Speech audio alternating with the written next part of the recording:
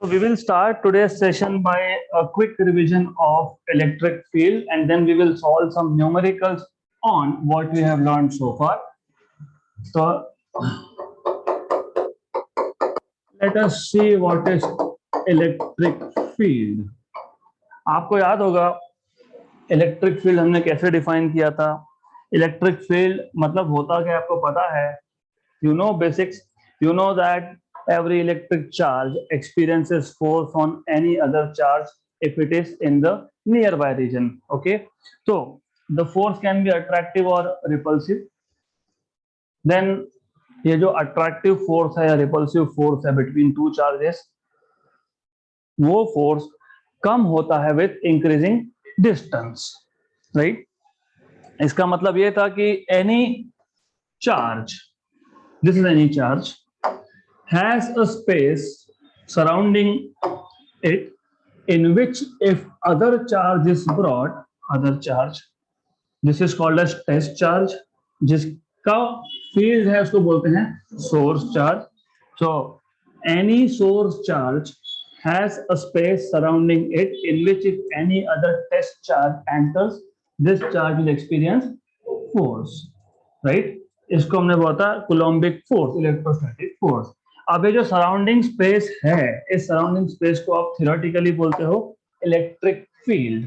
Theoretically हमको अगर mathematically define करना है तो मैथमेटिकली कैसे डिफाइन करेंगे, तो उसका एक सिंपल सा ट्रिक है.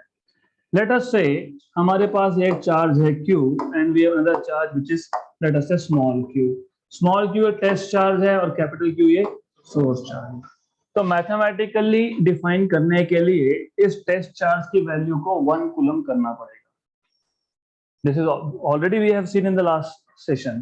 तो डिफाइन कैसे करेंगे? We will say that electric field is defined as the force experience by unit positive charge, क्योंकि हमने टेस्ट चार्ज को कितना किया था, +1 coulomb.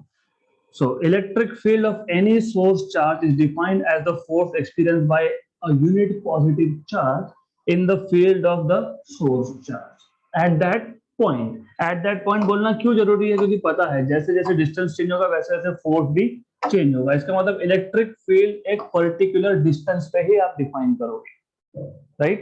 Then I told you कि by definition electric field is the force but acting on unit positive charge. हमारे पास unit positive charge अगर नहीं है तो हम क्या करेंगे, हम पहले फोर्स कैलकुलेट कर लेंगे.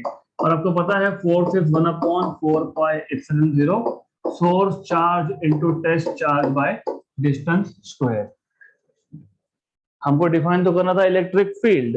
इलेक्ट्रिक फील्ड के डेफिनेशन के लिए चाहिए 1 कूलम चार्ज, लेकिन नहीं है +1 कूलम, राइट? तो हम क्या बोलेंगे, ठीक है नहीं है तो नहीं है, लेट अस कैलकुलेट फोर्स. फिर divide by test charge on both sides. ऐसा क्यों किया? क्योंकि मुझे यहाँ पे QT की वैल्यू को 1 करना था, तो अभी ये हो गया, राइट? तो by definition this is electric field.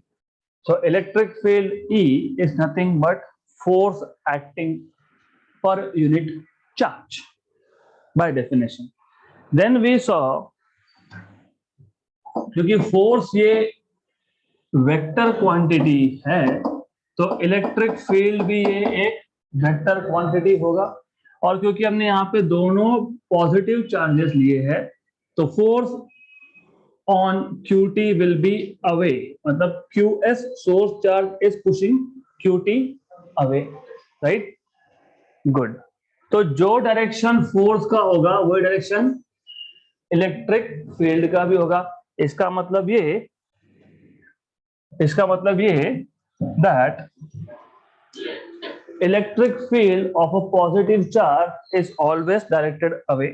अगर आपके पास एक पॉजिटिव चार्ज है तो पॉजिटिव चार्ज का जो इलेक्ट्रिक फील्ड है it is directed away in all direction. तो ये अवे डायरेक्टेड होगा, मतलब इन direction of force. Negative charge होगा तो it will be directed towards. Good. Then, itna, I am expecting that you know this much, right? It is just a revision of what we learned in the last session. So I hope electric field का आपको अभी theoretical मतलब पता है, what is theoretical meaning of electric field? The space surrounding any charge in which another charge experiences a force is called as electric field of the charge. Mathematically, electric field is defined as the force acting on a unit positive charge in the field of some source charge. ये mathematical definition था, यहाँ तक clear? Good. अब of course जब भी आप physics में एक नया क्वांटिटी इंट्रोड्यूस करते हो तो उसका यूनिट चाहिए.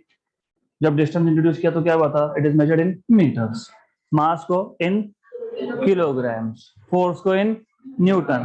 हाँ, तो फिर अभी इलेक्ट्रिक फील्ड को कैसे मेजर करेंगे? Of course you see electric field is force upon charge. Force is measured in newton, charge in coulomb, so newton per coulomb. Simple. वैसे और एक डेफिनेशन भी है इसका, electric field is potential difference per unit length. अभी तक potential introduce हुआ नहीं है, जब होगा तब होगा, लेकिन potential is measured in volts, ये पता होना चाहिए. तो बोलते हैं ना हम लोग 220 वोल्ट का सप्लाई है, राइट? डिस्टेंस इज मीटर, तो volt per metre is also ऐसा unit of the same electric field. But for the time being, क्योंकि पोटेंशियल अभी तक आपने डिफाइन नहीं किया है, तो जस्ट रिमेंबर इलेक्ट्रिक फील्ड के ऐसा unit is also newton per coulomb and volt per metre. Good.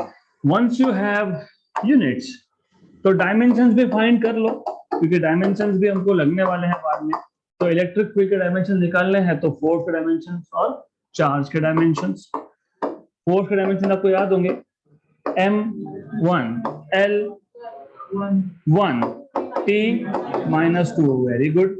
और आपको पता है कि चार्ज तो फंडामेंटल क्वांटिटी है नहीं, इट इज नॉट फंडामेंटल.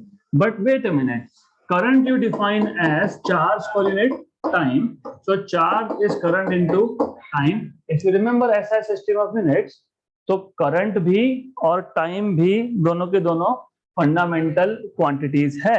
तो charge के dimensions अगर आपको find करने हैं तो current के लिए हम लिखते हैं एम्पियर A, time के लिए लिखते हैं T. तो यहाँ पे substitute कर सकते हो. You can put A and T raised to 1. जब ये t रेज़ टू 1 ऊपर जाएगा तो -1 और a रेज़ टू 1 ऊपर जाएगा तो -1. तो finally you will have dimensions of electric field as M1 L1 T -3 A -1. ये आ गए dimensions of electric field. Good. So this is all you need to know about electric field, right? Clear? Any doubts? No? Do you want me to repeat it again once? No? Yes, sir. Yes. So let us once again go through electric field. Our notes I have already uploaded. If not, I will upload today, so don't worry. So,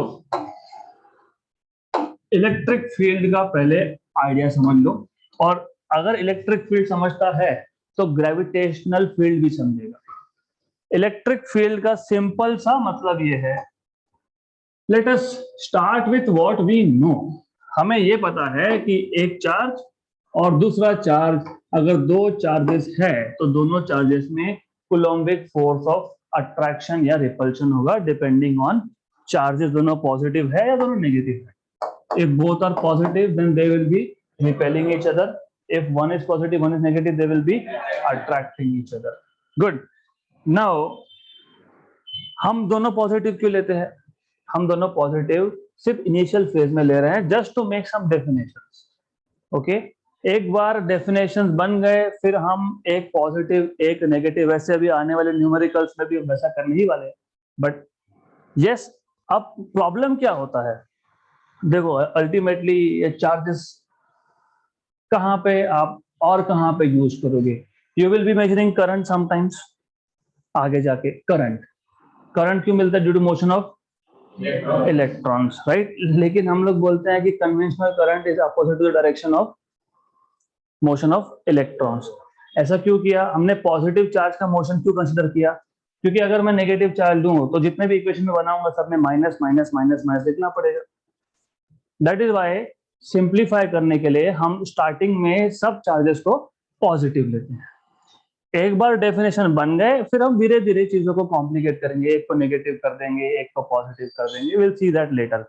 so by the way I am expecting कि आपको ये पता है हर एक charge के surrounding में एक reason होता है, मतलब पहले चार्ज के सराउंडिंग में अगर दूसरा चार्ज आ गया तो इट विल एक्सपीरियंस फोर्स। उल्टा भी ट्रू है, दूसरे चार्ज के सराउंडिंग में अगर पहला आ गया तो पहला भी will experience force, right? Good. तो नाउ प्रॉब्लम इज दिस कि कितना force, that is a question. कितना फोर्स? इस चार्ज को मैं कहीं पे भी रख दूं, फोर्स सेम होगा क्या? नहीं, force will depend on distance. जितना ज्यादा डिस्टेंस उतना कम फोर्स होगा। तो बार बार हम in terms of force define करने की जगह पे हम एक नया पैरामीटर बना देते हैं जिसको बोलते हैं इलेक्ट्रिक फील्ड। तो इलेक्ट्रिक फील्ड डिफाइन करनी है तो हमको फोर्स के इक्वेशन का ही यूज करना है, सिर्फ थोड़ा चेंज करके। How do you do this? You से हमको पता तो है इन दोनों में फोर्स है, हमको ये भी पता है कि कूलम्बिक फोर्स है, ये सोर्स चार्ज है, ये टेस्ट चार्ज है। तो we already know force between these two charges is 1/4πε0 capital Q small q by distance square, where r is the distance between the two charges। अब epsilon 0 लिखना मतलब surrounding medium ये vacuum या air है, this is assumption, correct? Electric field define करने के लिए आपने कुछ नहीं किया, सिर्फ इसको इक्वल टू +1 कूलम सेट कर दिया और आपने डिफाइन करते टाइम ऐसा बोला द फोर्स एक्टिंग ऑन किस पे? Unit positive charge. Why unit? Unit मतलब 1। फिजिक्स में मैंने पहले ही लेक्चर में बताया था आपको यूनिट्स एंड मेजरमेंट्स में कि दो बार आप दो टाइप से यूनिट्स सुनोगे। एक तो यूनिट्स मतलब वो डिस्टेंस को मीटर में मेजर करते हो, मास को किलोग्राम में, वो यूनिट्स। और यूनिट लेंथ मतलब 1 मीटर, यूनिट वॉल्यूम मतलब 1 metre cube, right? Unit charge मतलब 1 कूलम का चार्ज। तो इलेक्ट्रिक फील्ड डिफाइन करने के लिए हमने कुछ नहीं किया, हमने बोला ये क्यू नहीं चाहिए मुझे, यहाँ पे 1 कूलम का चार्ज रखूंगा, वो 1 कूलम के चार्ज पे जितना भी फोर्स होगा उसको बोल दूंगा इलेक्ट्रिक फील्ड। तो electric field and force are not two different quantities. सिर्फ इतना है कि सेकेंड चार्ज को आप इक्वल टू 1 कर रहे हो, मतलब सेकेंड चार्ज को आप 4 से डिवाइड कर रहे हो, दैट इज इट। ये बन गया आपका इलेक्ट्रिक फील्ड। क्लियर? पक्का? सो to define electric field, only thing you did is make the second charge as 1. Now because force has direction, so electric field will also have direction, because यहां पे दोनों positive थे, इसके लिए ये repulsive force था और फोर्स वाज अवे, ये भी पॉजिटिव ये भी पॉजिटिव, तो force is away from the source charge.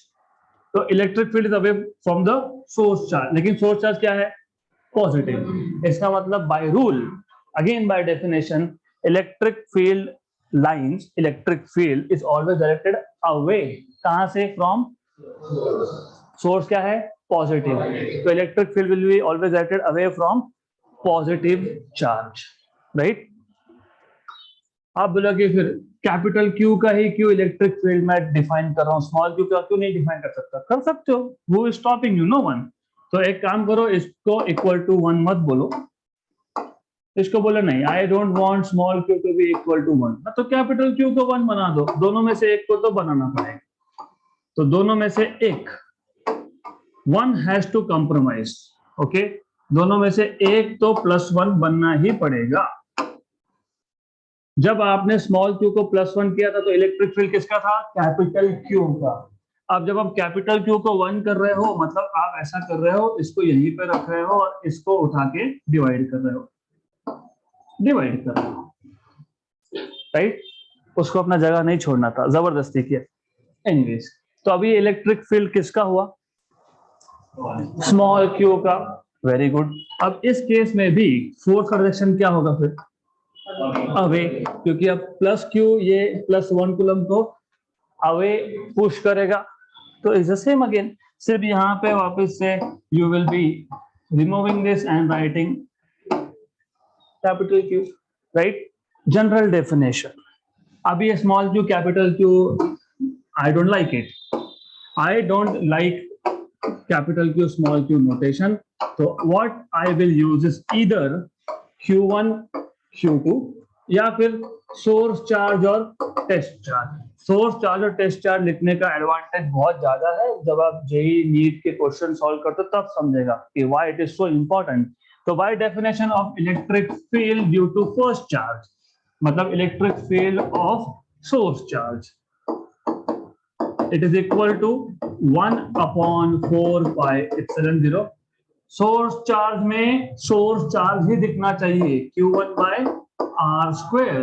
तो यहाँ पे भी 1/4 pi epsilon 0 QS by R, क्योंकि टेस्ट चार्ज को तो डिवाइड ही कर दिया ना आपने इसको तो लिखा था कि नहीं, force upon second charge. Right पक्का. इससे पहले जब आपने नोटेशंस कैपिटल Q और स्मॉल q लिखे थे, you took one capital Q, one small q. Electric field due to capital Q is force upon small q. Right? Now what new I am doing? Nothing. इसको सिर्फ मैं बोल रहा हूँ Q1, इसको बोल रहा हूँ Q2. तो यहाँ पे आएगा Q1, ये आएगा Q2.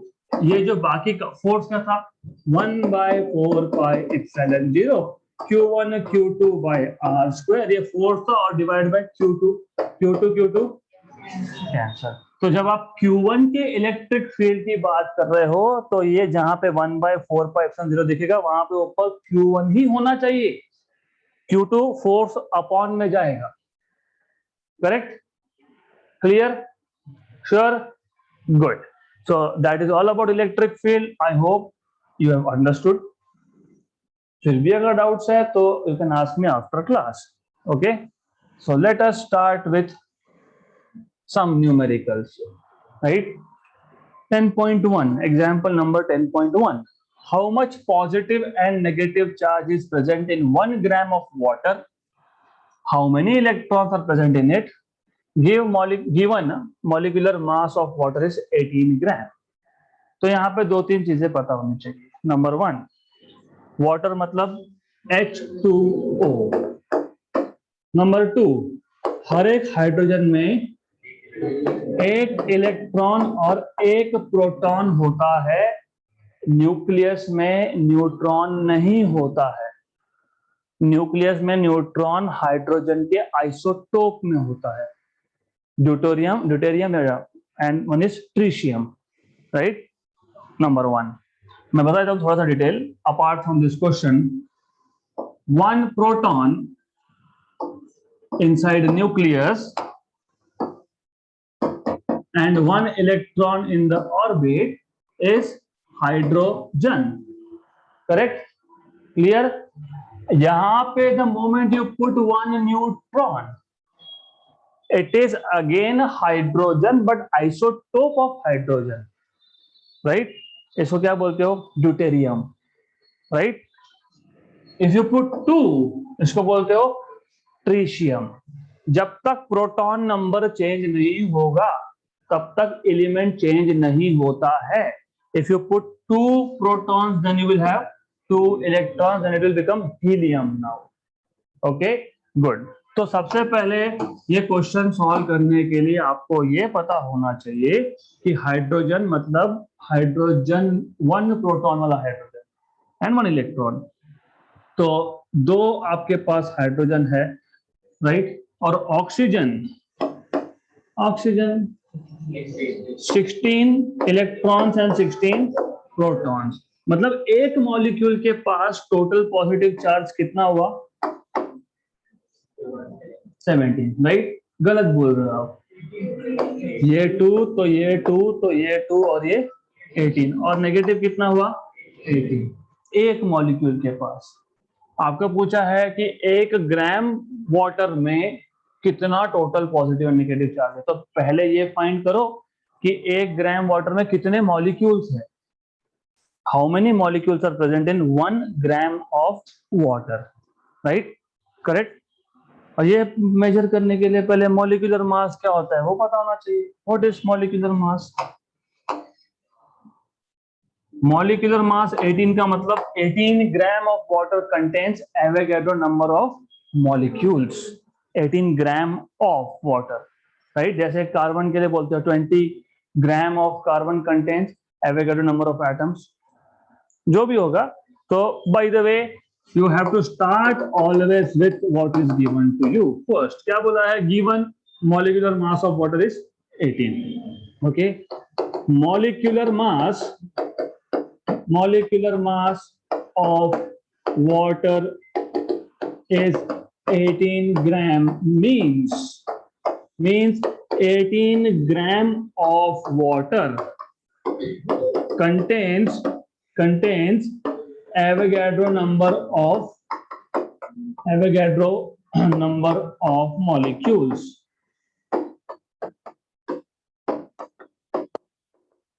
इसका मतलब 18 gram is equal to 6.023 into 10 power 23 number of molecules. Okay, इसका मतलब 1 gram will be equal to 6.023 upon 18 into 10 power 23, right. इतने मॉलिक्यूल्स है किसमें? 1 ग्राम ऑफ पानी में। 1 gram of water has 6.023 upon 18 into 10 power 23 molecules, right. ये आ गया total number of molecules in 1 gram. Okay, therefore number of molecules in 1 gram of water is, let us note by capital N, 6.023 upon 18 into 10 power 23। हो गया। अब आप बोलो कि ये तो ठीक है, बट हर एक मॉलिक्यूल में कितना पॉजिटिव एंड नेगेटिव चार्ज? तो we know that water is H2O, therefore it has 2 hydrogen atoms and 1 oxygen atom, but each hydrogen atom contains 1 electron and 1 proton, also 1 oxygen atom, या अभी यहाँ पे तो each क्यों बोला? क्योंकि 2 है, तो ऑक्सीजन एक ही है। 1 oxygen atom contains how much? 16 electrons and 16 protons, right? ये E मतलब इलेक्ट्रॉन, P मतलब proton. Therefore total charge on each H2O molecule is, कितना टोटल चार्ज कितना हुआ? एक इलेक्ट्रॉन 2 बार और एक प्रोटॉन 2 बार, और यहाँ पे भी। So total positive and negative charge, ऐसा लिख देना है यहाँ पे। So total positive and negative charge, क्योंकि पॉजिटिव और negative charge equal. So total positive and negative charge on each H2O molecule is, this is what you need to know। कितना आया बताओ फटाफट से? 18 E। 18 E क्यों लिखा मैंने? क्योंकि इलेक्ट्रॉन का पॉजिटिव E, सॉरी इलेक्ट्रॉन का नेगेटिव E, प्रोटॉन का positive E। So total is 18 E। Okay, then अगर कंफ्यूजन होता है तो लिख देना 18 E मतलब 18 electrons. If you are getting confused तो specify little bit more. 18 electrons, also 18 positive charge, मतलब 18 plus E। Okay, positive charge मतलब plus E, because from 18 protons. Okay, हो गया यहाँ तक? Therefore, 1 gram of oxygen will have 1 gram of oxygen. Oxygen की बात चल रही है ना यहाँ पे. Yes, ऑक्सीजन, हाइड्रोजन उड़ा दिया हमने. 1 gram of water. Okay. Therefore, 1 gram of water has total charge कितना? 1 gram of water has total charge कितना? कैसे निकालोगे? 1 gram of water has total charge. How do you find out total charge? Yes, equal to charge on each molecule, right, multiplied by total number of molecules. Okay, तो कितना charge था हर एक पे? 18 ई नहीं लिखा तो गए, इन लिखा तो सिर्फ नंबर ही बता रहे हो. 18 क्या 18 इलेक्ट्रॉन्स या फिर 18 प्रोटॉन्स इनटू टोटल नंबर कितना था याद है क्या? 6.023 by 18 into 10 power 23. Cancel, cancel. But you know value of E is, बताया था मैंने, 1.6 into 10 power minus 19. roughly 16 6 1.6 है ना. एक काम करो, 1.6 का पॉइंट हटाओ तो ये 10 पावर माइनस 20 होगा. यहाँ पे 10 पावर 23 है, 10 पावर 23 और 10 पावर माइनस 20, 10 पावर 3. ये पॉइंट अगर मैंने हटा दिया, don't worry if you are not following me, कोई बात नहीं. अगर मैं यहाँ से इस डेसिमल को गायब करता हूं तो मुझे यहाँ का पावर 1 से ज्यादा लिखना पड़ेगा. 23 और माइनस 20 ये होगा 10 पावर 3, 696 रफली, क्योंकि 16 5 80 तो 16 6 96, अप्रोक्सीमेटली 96. तो ये अप्रोक्सीमेटली 96 इंटू 10 पावर 3 कूलम. क्योंकि यहाँ पे जब आपने लिखा है E, what is E? 1.6 in 10 power minus 19 coulomb, right.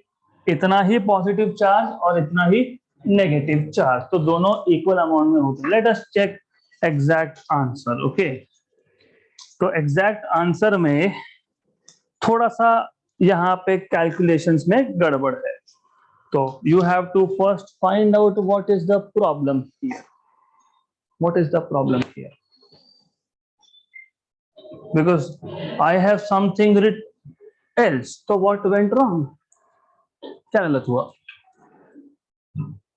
Check this, is this correct? Molecular mass मतलब 18 ग्राम अगर दिया है तो 18 gram of water contains Avogadro number of molecules, मतलब 18g equal to 6.023 into 10 power 23. Correct. 1 gram is 6.023, 18 divide कर दिया, that is correct. हो गया. 1 ग्राम में कितने molecules? This is correct, not wrong. यहाँ पे H2O में 2 हाइड्रोजन का टोटल 2e या तो 2p. एक ही बात करो, जितने E होगा उतना ही P होगा. क्यों? Because atom is neutral. Okay, electrically neutral. तो हर एक हाइड्रोजन में एक इलेक्ट्रॉन एक प्रोटॉन और ऑक्सीजन में 16 and 16. हाइड्रोजन 2 है. ओके, हाइड्रोजन 2 है, राइट, करेक्ट. तो 2 इलेक्ट्रॉन्स and 16 मतलब total 18, that is correct, right? ये भी सही है. फिर तो गलत कहां पे हुआ? ऑक्सीजन में गुड. ऑक्सीजन में कितने इलेक्ट्रॉन्स? 8. गुड. बाय द वे 16 और 16 ये कब लिखोगे? O2. That is why I kept it like this. जो ऑक्सीजन आप इनहेल करते हो that is molecular oxygen. और जब 12th में आओगे तो काइनेटिक थ्योरी ऑफ गैसेस में ऑक्सीजन गैस, मतलब तब क्या लेना है? O2. गुड. और what is ozone bye the way? Very good. तो अभी ये गलती करना नहीं है, because many times you will make such small mistakes. This is 8E and 8P. Very good. Good, you identified this. ये आ गया आपका कितना, वापस 8 बता रहे हो, 10. How much? 8. How much from hydrogen? 2. तो कितना? 10. This will be 10. वहां पे 10, तो यहाँ पे 10. ये 10, तो ये भी 10. 10. Very good. Good. तो here also 10. तो मतलब यहाँ के से आगे calculation you have to redo again. तो ये आएगा 10 और ये आएगा 18. अब आएगा correct answer. Now it is not an issue at all. देखो ये है 10 into 1.6 into 10 power minus 19 into 6.023 into 10 power 23 upon 18. Fast calculations करने हैं तो of course you can do रफली 1 जा 3 जा. 1/3 is 0.33, right? 1/3 is 0.33 into 10 is 3.33 into 1.6, और ये 10 के पावर को आप एडजस्ट कर ही सकते हो. 23 4. Very good, right? This is रफली 5 point something, क्योंकि 3 into 1 is 3. 3.33 into 1.6. okay, 16 चीज़ा itself is 48. तो 4.8 तो वही हो गया, और ये बचा हुआ 0.33 भी है, तो it will be 5 point something. तो ये 5 point something, if I am not wrong, it turns out to be 5.35 into 10 power 4 coulomb. Now it is right. तो गलती कहाँ हुई? ऑक्सीजन. यहाँ पे H2O में एक ही O है, राइट? 16 कब लोगे? जब O2 होगा. O2 मतलब सिर्फ ऑक्सीजन गैस होगा, right? Is it clear? Yes. So now you have time to note this thing down.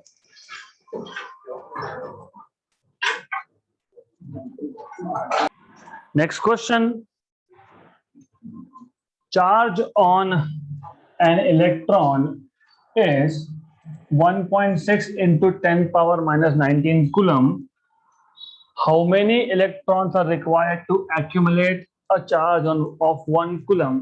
अगर आपको याद है, मैंने आपको बताया था कि smallest charge is not 1 coulomb. Smallest charge, याद है quantization of charges? Yes. We said that कि किसी भी मटेरियल से या एटम से चार्ज निकालना है या उस पर चार्ज डालना है, तो you can only do it in integral multiple of E, right? तो वही इन्होंने बताया है कि सबसे स्मॉलेस्ट चार्ज है E coulomb, measured in coulomb. तो टोटल 1 कूलम चार्ज करने के लिए कितने इलेक्ट्रॉन्स को साथ में लाना पड़ेगा? सिंपल लैंग्वेज, मान लो each of you has a charge of E. मुझे टोटल 1 कूलम चाहिए इस क्लासरूम में, तो मुझे टोटल कितने स्टूडेंट्स लगेंगे? That is what it is like. Simple, सब कुछ तो दिया ही है. कैसे करोगे? Yes, but how to proceed? Charge on an electron is, so 1 electron is 1.6 into 10 power minus 19 coulomb. Therefore 1 coulomb, सिर्फ इसको यहाँ पे डिवाइड कर देंगे. 1 coulomb is 1 upon 1.6 into 10 power minus 19 electrons. Correct? Now after this people will tell you to use log tables, but we don't want to do. क्यों? हमेशा point को पहले हटाओ. हटाया तो ये 10 पावर माइनस 20 हो गया, ये माइनस 20 ऊपर जाके प्लस 20 हो गया. Very good. Okay, so now I explain it like this. मान लो I have a chocolate and I am the only person to eat this. तो मुझे पूरा का पूरा चॉकलेट खाने के लिए मिलने वाला है. Correct, right? I'm going to eat all of this. पूरा डेयरी मिल्क मेरा. दोस्त आ गया तो ठीक है, sharing is caring. Half and half, half and half. Okay, right? What is half in fraction? 0.5. तो याद रखना 1 is 1, हाफ इज 0.5. और 2 लोग आ गए, ये याद रहता है, I know most of you know this, और 2 आ गए, तो what I have to do is 4.25, 1 by 4 is 0.25, तो what will be 1 by 8, इसका भी हाफ 0.125, करेक्ट। अगर 16 आया तो इसका भी हाफ, 0.125 का हाफ कितना होता है,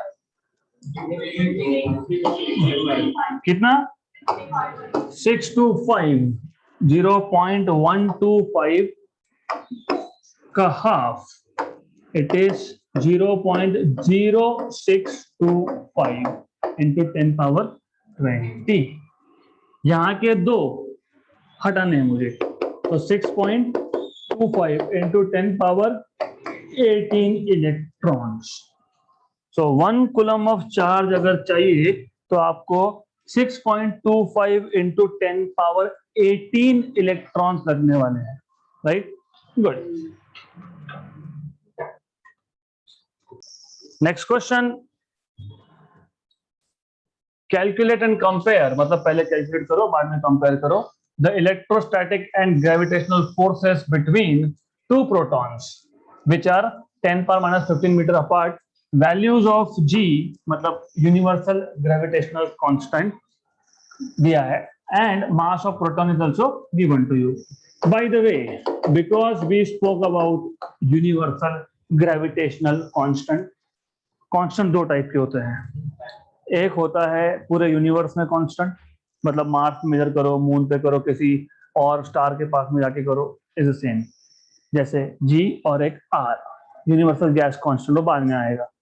और बाकी सारे कांस्टेंट होते हैं लोकल कांस्टेंट्स, लोकल मतलब धूले में अलग और वहां अलग नहीं, मतलब अर्थ पे, जैसे कि एक्सेस ड्यू टू ग्रेविटी, जी की value 9.8, actually it is not true, क्योंकि जी की वैल्यू 9.8 इक्वेटर पे होती है, पोल पे होती है, नॉट इक्वेटर पे, it is at pole, equator पे 9.73 समथिंग, राइट, तो हम रफली बोलते हैं कि 9.8। So there are 2 types of constant, universal constant and constant on this planet. तो एनीवेज, तो गिवन में आपको बोला है कि 2 प्रोटॉन है, उसका डिस्टेंस मतलब r है 10 power minus 15 मीटर, g की वैल्यू आपको दी है 6.67 into 10 power minus 11 SI units, मैं लिख नहीं रहा हूं units, you should note it down.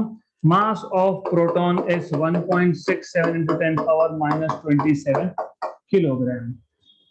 आपको बोला है पहले तो कैलकुलेट, क्या कैलकुलेट, इलेक्ट्रोस्टैटिक फोर्स, दूसरा ग्रेविटेशनल फोर्स, है ना, calculate and compare, electrostatic and gravitational, तो पहले दोनों कैलकुलेट करो फिर कंपेयर करो, कंपेयर करना मतलब फाइंडिंग आउट रेशियो, कंपेयर मतलब find out ratio basically. Formulas you should know, पता होगा आपको, नहीं पता होगा तो बता देता हूं। व्हाट इज इलेक्ट्रोस्टैटिक फोर्स का formula, 1/4π0 Q1 Q2 by r square। Gravitational force का फॉर्मूला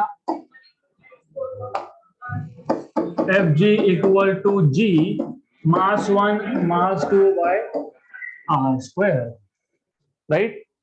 अगर हमको सिर्फ कंपेयर करने के लिए बोला होता ना तो हम डायरेक्टली डिवाइड कर देते, क्योंकि r स्क्वायर कैंसल, लेकिन अभी बोला है कैलकुलेट भी करो कंपेयर भी करो, तो लेट अस कैलकुलेट फर्स्ट। तो first of all electrostatic force में अगर आपको याद होगा, इफ यू रिमेंबर, ये जो 1/4π0 की वैल्यू है, इट इज 9 into 10 power 9, और एक Q1 Q2, पहला भी प्रोटॉन दूसरा भी प्रोटॉन, मतलब E square, charge on proton is plus E, तो E square, then this is equal to, as you said, 1/4π0 is 9 into 10 power 9, E as you said is 1.6 into 10 power minus 19 square। Good, मुझे तो ये पसंद ही नहीं है point, I don't like it because it increases calculation, so I will remove it and put it a -20 upon distance, कितना बोला था, -15 metre. By the way, distance का स्क्वायर है and by the way 10 power minus 15 को हमने नाम दिया था फेम्टो। जैसे 1 kilo is 10 power 3, 1 milli is 10 power minus 3, 1 mega या 1 million is 10 power 6, 1 micro is 10 power minus 6, 1 giga is 10 power 9 and 1 nano is 10 power minus 9, right? 1 pico 10 power minus 12, 10 power plus 12 को क्या बोलते हैं? चेक करके आओ। 10 power minus 15 is femto, okay? तो ये femto है, फेम्टोमीटर है। तो कभी कभी ऐसा भी बोल देंगे distance is 1 FM, this is not 96.5 FM, this is femtometer, okay? तो ये याद रखना, डिस्टेंस FM मतलब फेम्टोमीटर में है। so now calculation will be simple, क्यों? क्योंकि 9 into 10 power 9, 16 square 256 पता होना चाहिए, 10 power minus 20 का square 10 power minus 40 upon 10 power minus 30, ये 10 power minus 30 है, ऊपर जाके प्लस मतलब -10 और ये 9 माइनस 1, 10 पावर माइनस 1, 256 9 ज्यादा सोचना नहीं, 256 9 256 10 कर लो, उसमें 256 माइनस कर लो, सिंपल हो गया। 40322304, ओके? क्या फाइंड कर रहे थे हम लोग? फोर्स, इलेक्ट्रोस्टैटिक फोर्स किसमें आएगा? न्यूटन। तो 230.4 न्यूटन, क्योंकि ये वापस पॉइंट एडजस्ट कर लिया, दिस इज इलेक्ट्रोस्टैटिक फोर्स। अभी कैलकुलेशंस एक बार आप चेक कर लेना, but it is good, it is right, so no issues, correct है। देन पार्ट 2, ग्रेविटेशनल फोर्स निकालना है जी। अभी दोनों के दोनों प्रोटॉन है, तो mass of proton into mass of proton square r square. So this is G की value 6.67, 10 power minus 11, see 10 power minus 11 दिया होगा है, into mass 1.67 into 10 power minus 27 का स्क्वायर। तो थोड़ा handwriting I have to work on this, 10 power minus 27 upon r square, 10 power minus 15 का square. So let us do it this way, approximate ही करना है ना, इसको भूल जाओ। क्यों भूल जाओ? अभी मैंने बताया 16 का स्क्वायर पता है, यस। इसको पॉइंट को भी भूल जाओ, अगर पॉइंट को हटा रहे हो तो यहाँ पे 28 होगा, 28 होगा, गुड। तो 6.67 into 10 power minus 11 into 256 into 10 power minus 56 upon 10 power minus 30, right? So this is equal to minus 30 ऊपर जाके plus, right? minus 26 और minus 11 minus 37, ओके? अच्छे से चेक करना, क्योंकि अदरवाइज एक भी गलती हुई तो गए, okay? Now 256 into 6.67, 256 into 7, how do you do 256 into 7? 256 into 10 कितना था? बाय 2 कर लिया तो ये into 5 आ गया, इसे into 5 हो गया। हमको into 7 करना था, तो 256 और 256 दो बार ऐड करना, ज्यादा मत सोचो। ये 256 प्लस 256 इज 512 है ना, ये 512 है। अगर आपको मोबाइल फोन का शौक है तो ये पता होता है कैसे। 2 power 1 is 2, 2 power 2 is 4, 2 power 3 is 8, 2 power 4 is 16. This was the first memory introduced in mobile phone, 16 MB. 2 power 4, 2 power 5 is 32, 2 power 6 is 64, 7 मतलब 256 और 256, 512 is 2 power 9, right? Correct? To, और आप जो बोलते हो 1 GB रैम है, that is actually 1024 MB, 2 power 10, 2 power 10 होता है वो। सो एनीवेज, अभी मैंने बताया कि इसमें 512 आपको ऐड करना है, 2971 1792, ये आपका आ गया 1792 इंटू 10⁻⁻37 न्यूटन, करेक्ट। तो इतना आना चाहिए। This is what you have, exactly this is what you, रफली रफली, ठीक है। एग्जैक्ट कैलकुलेशन तो आप खुद ही करने वाले हो, so you are going to do it, okay. आपको करना है। फिर क्या बोला है, कंपेयर। मैं वापस बोल रहा हूं, this is approximate but it is even correct, very closely correct. तो बाकी आप देखोगे, कंपेयर करना मतलब रेशो लेना। और जरूरी क्यों है, जरूरी इसके लिए है, you see it is 230 point something and this is 1792 into 10⁻⁻37, correct. ये ऊपर जाएगा प्लस, मतलब बेसिकली इलेक्ट्रोस्टैटिक फोर्स इज रफली 10⁻37 times of gravitational force. Same distance पे थे, सेम डिस्टेंस पे थे, दोनों प्रोटॉन्स थे, लेकिन चार्ज की वजह से जो फोर्स है वो बहुत ज्यादा है कंपेयर टू मास के, मतलब ग्रेविटी की वजह से, right. So which one is stronger force? Very good. So this is what we will be seeing in one of the other chapters. Okay. So that's it for today. We will stop at this questions.